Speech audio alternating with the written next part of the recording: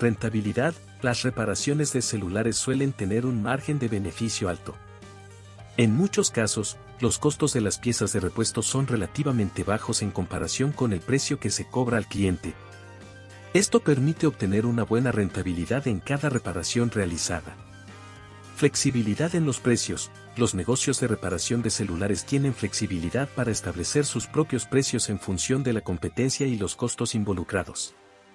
Esto les permite ajustar sus tarifas según la demanda del mercado y maximizar sus ganancias.